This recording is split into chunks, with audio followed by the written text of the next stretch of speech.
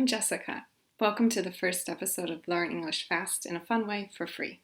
Today we're going to focus on phrasal verbs, specifically related to food. And this lesson is good for all levels, beginning, intermediate, and advanced. I think everyone can benefit from it. So you might say, what are phrasal verbs? Let me tell you. So an example of a phrasal verb would be take off.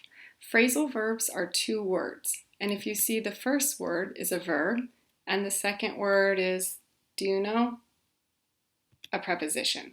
So all phrasal verbs are two words. The first word is a verb. The second word is a preposition. Take off has many different meanings. This would be one of them.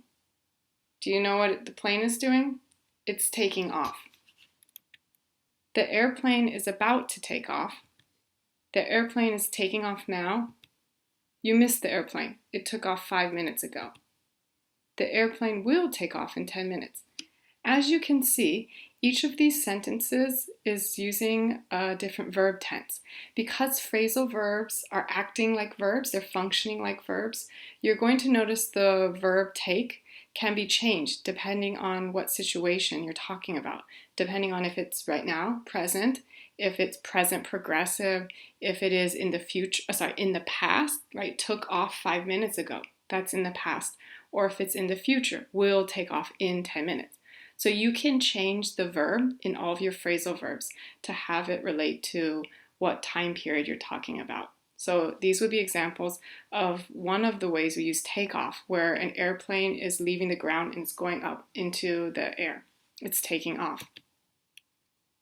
Do you know another meaning of take off? I might say, oh, it's hot in here. I need to take off my jacket. So if you see, take off can also mean, like she's doing in the picture, and I just did, removing a jacket or removing some item of clothing. So that would be another form of take off. Take off. You can take off like your glasses, you can take off watch, you can take off your jewelry, so you can take off many different items. It's hot in here, so I'm going to take off my jacket.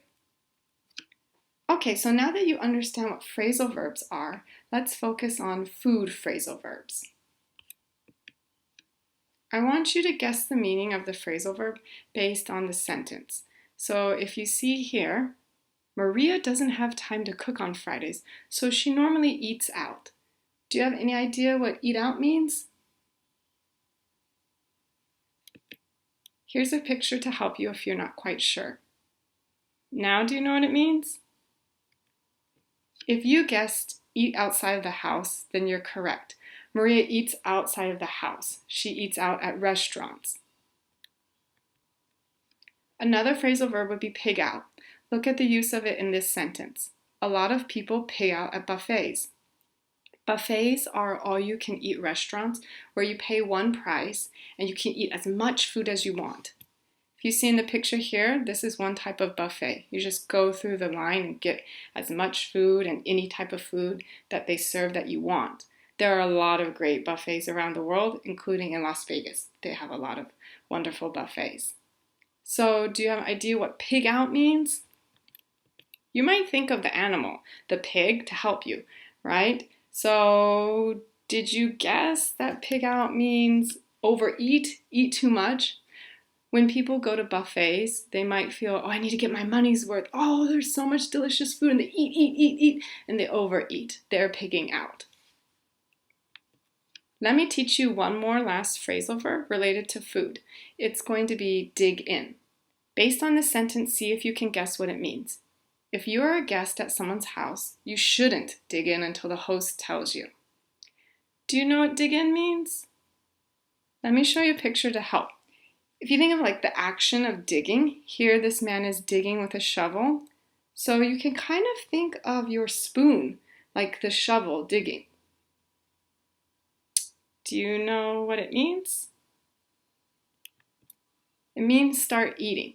So you can think of your spoon or your fork digging into your food. You put it in the food and then yum, and you start eating. So it depends on your culture, but in many cultures, the guest, if you're a guest at someone's house, you should wait till the person, that's the host, the person's house you're at, says, okay, dig in, start eating.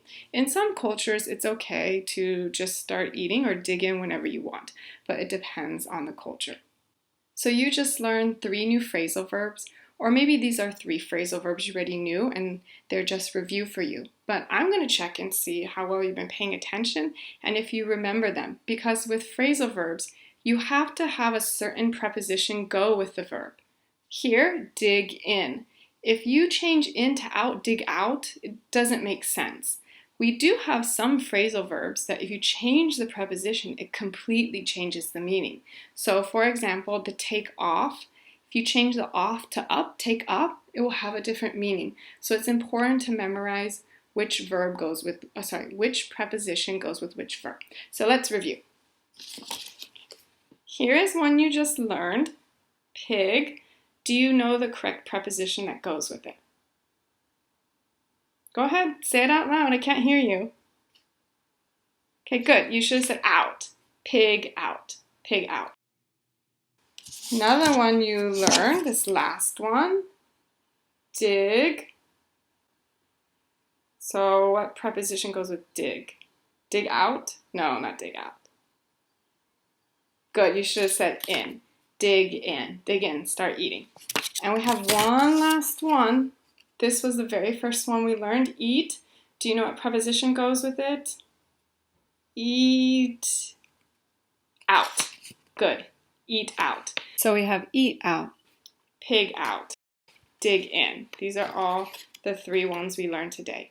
What I would love for you to do in the comment section below is to make a sentence with one of these phrasal verbs.